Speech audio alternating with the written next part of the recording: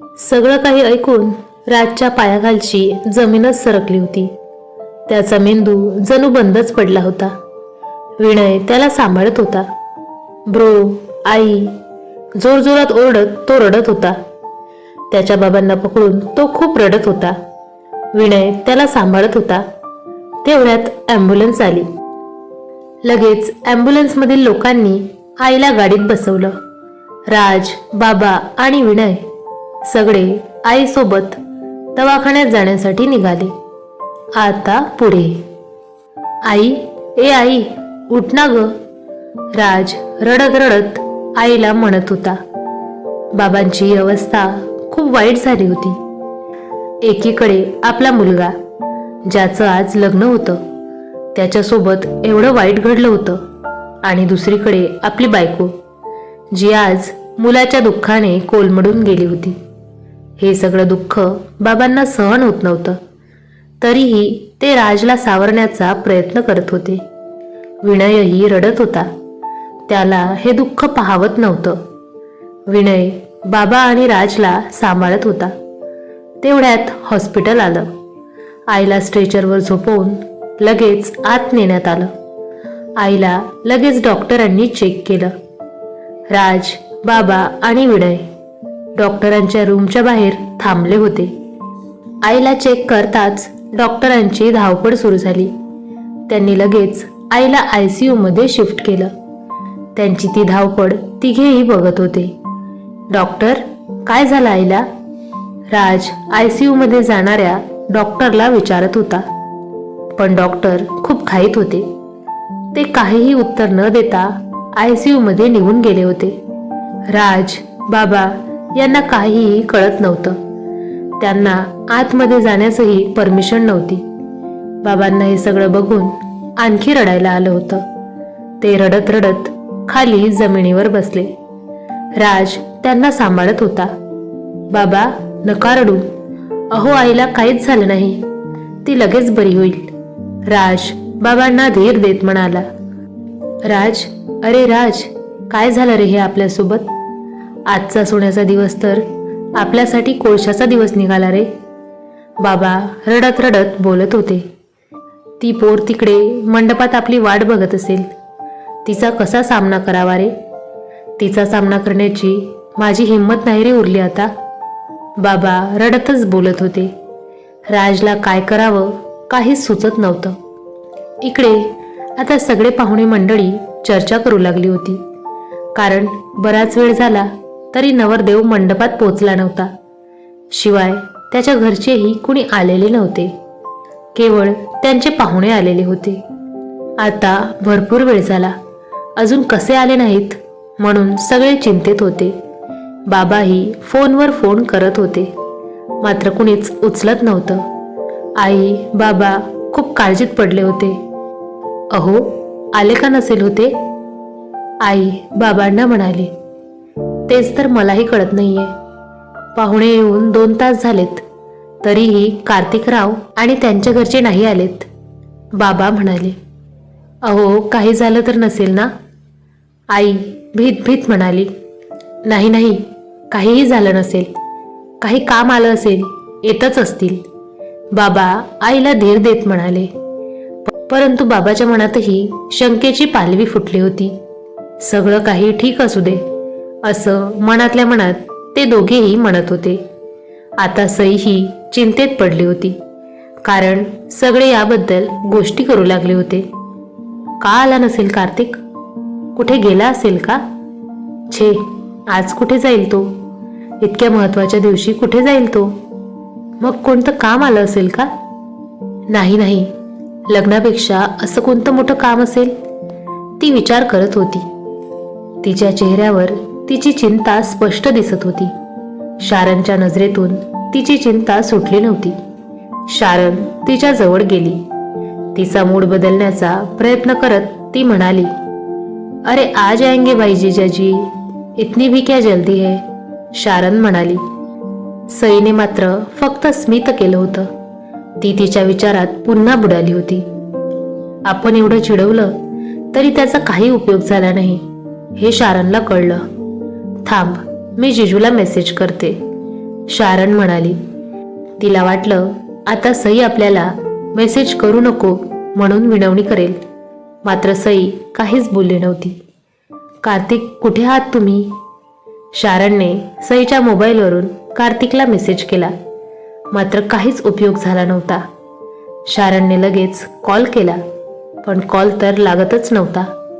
शारण खूप चिंतेत पडली होती, पण तिने ती चिंता चेहऱ्यावर येऊ दिली नव्हती. आला का रिप्लाय? सईने विचारलं. नेहमी कार्तिकबद्दल बोलायला मागे मागे राहणारी सई आज त्याच्या रिप्लायबद्दल स्वतः विचारत होती. यातून ती सध्या किती चिंतेत आहे हे दिसून येत होतं. शारणला खरं सांगून सईचं मन नव्हतं दुखवायचं. आधीच ती नाराज होती, त्यात रिप्लाय नाही आला हेही तिला सांगून आणखी तिला नाराज नव्हतं करायचं. हो, येतच आहेत असा मेसेज आहे. तसा सईचा चेहरा खुलला. एखादी कोमेजलेली कळी खुलून तिचं फूल व्हावं अशी काही तिची स्थिती झाली होती. ती ही बातमी तिच्या आईबाबांना द्यायला तिच्या रूममधून बाहेर निघाली. इकडे पोलीस त्यांचं कार्य करत होते, मात्र त्यांना अजूनही यश आलं नव्हतं. अख्खी नदी ते शोधत होते. शोध कार्यात कसलीही कमी त्यांनी ठेवली नव्हती. कार्तिकच्या आईचा आकांत पाहून त्यांनाही खूप वाईट वाटलं होतं. लवकरात लवकर कार्तिकचा शोध लागावा असं त्यांनाही वाटत होतं, म्हणून त्यांचे प्रयत्न कसोशीने सुरू होते. इकडे आई ICU मध्ये होती. ICU मधून थोड्या वेळाने डॉक्टर बाहेर आले. तसा राज धावतच त्यांच्या जवळ गेला. सर, काय झालं माझ्या आईला? ती बरी आहे ना? ती शुद्धीवर आली का? आम्ही तिला भेटू शकतो का? एकामागून एक असे अनेक प्रश्न तो पटापट विचारू लागला. रिलॅक्स, आधी शांत व्हा तुम्ही. हे बघा, पेशंटला मायनर अटॅक आलेला आहे, त्यामुळे त्यांची हालत थोडी नाजूक आहे. सो तुम्ही त्यांना आता सध्या तरी भेटू शकत नाही, डॉक्टर म्हणाले. हे ऐकताच राज सुन्नत झाला होता. हे एवढं मोठं दुःख त्याला कसं सहन होणार होतं? त्याचं शरीरही थंड पडलं होतं. बाबांनी हे ऐकलं तसे तेही खूप दुःखी झाले. विनय बाबांना सांभाळत होता. काय चुकलं रे देवा आमचं? आमच्याच नशिबी का हे सगळं तू मांडलंस? बाबा रडत रडत बोलत होते. तेवढ्यात राजच्या खिशातील मोबाईल वाजला. राज सुन्न होऊन खाली बसलेला होता. विनय त्याच्या जवळ आला. राज, तुझा फोन वाजतोय, विनय म्हणाला. मात्र राजचं काहीच लक्ष नव्हतं. विनयने मोबाईल बघितला तर मोबाईल आईचा होता, ज्यावर व्याही या नावाने कॉल आला होता. विनय फोन घेऊन बाबाजवळ आला. काका, मुलीकडच्यांचा फोन आहे, विनय म्हणाला. आता काय सांगू मी यांना? कसं सांगू? माझी तर हिंमतच नाही होत आहे, बाबा म्हणाले. तेवढ्यात कॉल बंद झाला, पण पुन्हा कॉल आला.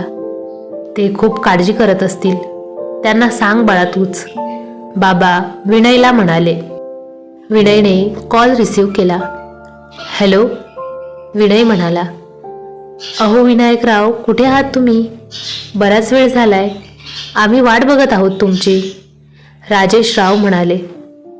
हॅलो काका, विनय म्हणाला. हॅलो, कोण? राजेश राव म्हणाले. काका, मी विनय, कार्तिक दादाचा मित्र, विनय म्हणाला. अच्छा, बेटा कार्तिकराव कुठे आहेत? अजून आले नाहीत ते? तेच विचारण्यासाठी कॉल केला होता, राजेश राव म्हणाले. काका, विनय कातर आवाजात म्हणाला. काय झालं? तुम्ही असे रडत का आहात? राजेश राव म्हणाले. काका, कार्तिक दादाचा ॲक्सिडेंट झाला आहे, विनय मोठ्या हिमतीने म्हणाला. काय? राजेश राव जोरात ओरडले. होय, पुलावरून गाडी नदीत कोसळली. दादाचा अजून पत्ता लागला नाही आणि यामुळे काकूंनाही अटॅक आला आहे. त्यांना हॉस्पिटलमध्ये ॲडमिट केलं आहे, विनय रडत रडत म्हणाला. हे ऐकताच राजेशरावांचा फोन त्यांच्या हातून आपोआप सुटला आणि खाली पडला. ते एकदम हादरलेच होते. राजेशरावांना असं बघून आई खूप घाबरली होती. अहो, काय झालं? काय म्हणाले ते? आई म्हणाली. डोक्यावर हात ठेवून बाबा खाली बसले. अहो, सांगा ना, काय झालं ते? आई खूप काळजीने विचारत होती. कार्तिकराव, बाबा म्हणाले. काय झालं कार्तिकरावांना? बोला ना, काय झालं त्यांना? आई म्हणाली. त्यांचा ॲक्सिडेंट झाला. त्यांची गाडी पुलावरून खाली कोसळली. त्यांचा अजून पत्ता लागला नाही. बाबा म्हणाले. नाही, तशी मागे उभी असलेली सई ओरडली. आता पुढे काय होईल हे जाणून घेण्यासाठी पुढील भाग नक्की बघा. तुम्हाला हा व्हिडिओ आवडला असेल तर नक्की लाईक करा आणि अशाच छान छान कथा पाहण्यासाठी चॅनलला सबस्क्राईब करायला विसरू नका. धन्यवाद.